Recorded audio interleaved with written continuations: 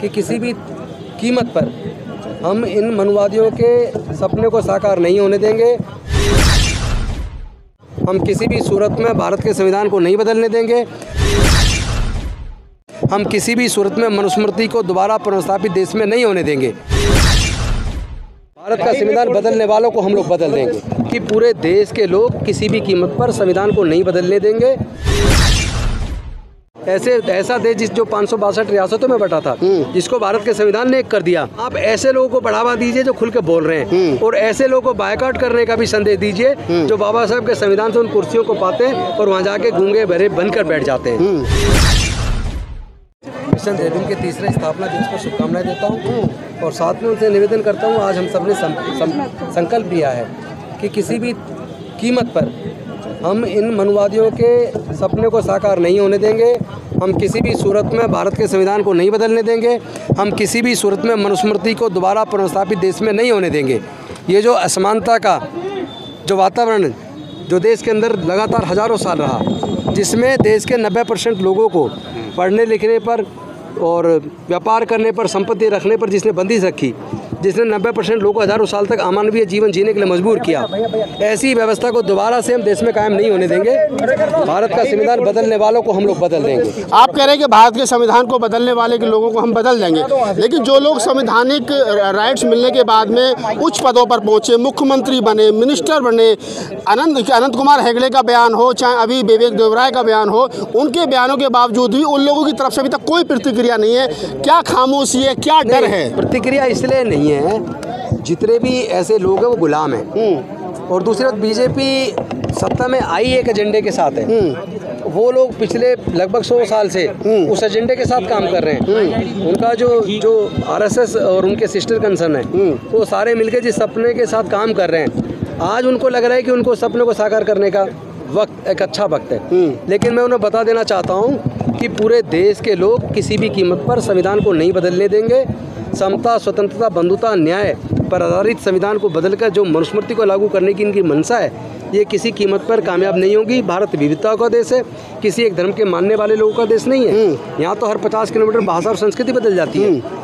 ऐसा देश जो 562 रियासतों में बटा था, जिसको भारत के संविधान ने एक कर दिया, अगर संविधान बदलने की बात हुई तो समझ लीजिए कि भारत शायद एकजुट नहीं रह पाएगा, और हम किसी भी कीमत पर ऐसी ताकतों को कामयाब नहीं होने देंगे। जिस संविधान की वजह से 131 सांसद और 1044 से ज़्यादा विधायक पूरे देश भर में चुन करके आते हैं, 1044 विधायक और 131 सांसद मुंह में दही जमाए बैठे हैं, क्या कारण है? कुर्सी जाने का खतरा? जब संविधान ही बदल जाएगा तो कुर्सी तो वैसे भी नहीं बचनी है। निश्चित तौर पर उनको खतरा है, लेकिन मैं इस बात की मुझे खुशी है, जब से हमने धम्म दीक्षा का प्रोग्राम किया और जब से हम मंत्री के पद पर रहते हुए भी लगातार समाज के मुद्दों पे लड़ते आए, खुल के बोलते आए, उसका आज परिणाम आने लगा है। मैं इस बात से बेहद खुश हूँ। मैं ये नहीं मानूंगा कि वो सभी दही जमा के बैठने।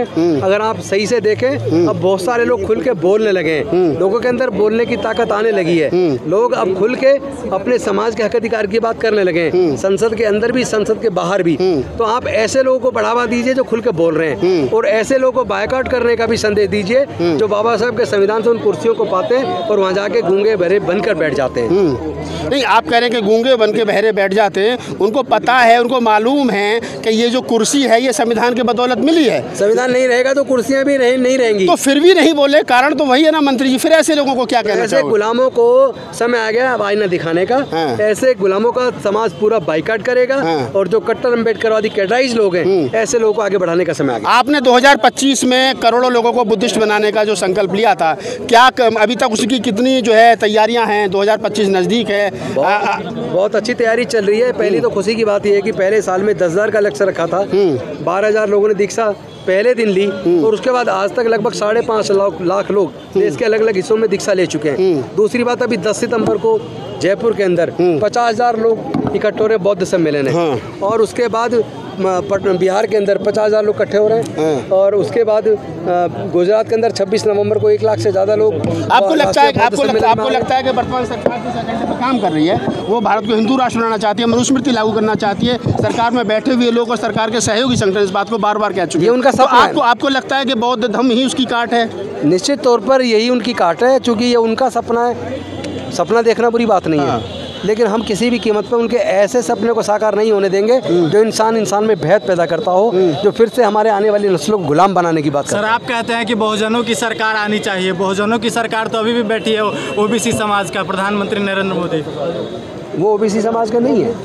किस समाज का? उन्होंने आज तक ओबीसी समाज की हक अधिकार की बात नहीं की, आज तक जातिगत जनगणना की बात नहीं की उन्होंने, तो फिर ओबीसी के कहाँ रह गए? जो सामाजिक न्याय की बात ना करे, मैं चाहता हूँ ऐसी पार्टियों को बिल्कुल इस वक्त बायकॉट करने का समय जो सामाजिक न्याय के सिद्धांत के खिलाफ हो। 24 में कह रहा है कि नया संविधान लाने जा रहे हैं हम, वो संविधान तैयार है। वो उनकी सरकार जाने वाली है, 200 से नीचे सीट आएंगी उनकी, तो जो सत्ता में जब जाने वाली है तो वैसे में सपने देखते हैं, उससे कोई फर्क नहीं पड़ता। आखिरी सवाल आखिरी सवाल यही है कि कहीं भी दो पड़ेगा हमको ही, कह रहा है वोट कहीं भी दो। ये उनका सपना है और उनका डर भी है। ये उनका डर है। डर कहाँ है सर? उनका डर है, उनको लगता है कि शायद वो जीत से कह रहे हैं। दावे से कहना तो सामने आ जाओ, दावे से तो कर्नाटक में भी कह रहे थे, वो कहाँ गया वो दावा? दावा तो अभी देख लेना, अभी दो राज्यों 4-5 राज्यों का चुनाव है, उसमें देख लेना, दावा सामने आ जाएगा। सर लगातार संविधान की प्रतियां भी जली हैं और आप संविधान को बिल्कुल खत्म करने की बात चल रही है, और उसके बाद देशद्रोह का मुकदमा दर्ज नहीं होता उन लोगों पर। देखिए, जब सरकार खुद संरक्षण दे ऐसे लोगों को, तो फिर ऐसे लोगों पर मुकदमा दर्ज होने का सवाल नहीं उठता, उनकी गिरफ्तारी का सवाल नहीं उठता। इसलिए पूरे देश के लोग एकजुट हो गए 2024 में जवाब देने के लिए, इन्हें सत्ता से हटाने के लिए, ताकि ऐसे देशद्रोहियों को जेल में डाल सके। एक पत्रकार ना, एक प्रोफेसर का है कि चमार जो होते हैं वो सिर्फ जूता पॉलिश करने के लिए होते हैं, वो बड़े पदों पर बैठने के लिए नहीं होते हैं। अब पढ़े लिखे लोग भी इस भाषा का इस्तेमाल कर रहे हैं। मन में न्याय नहीं है।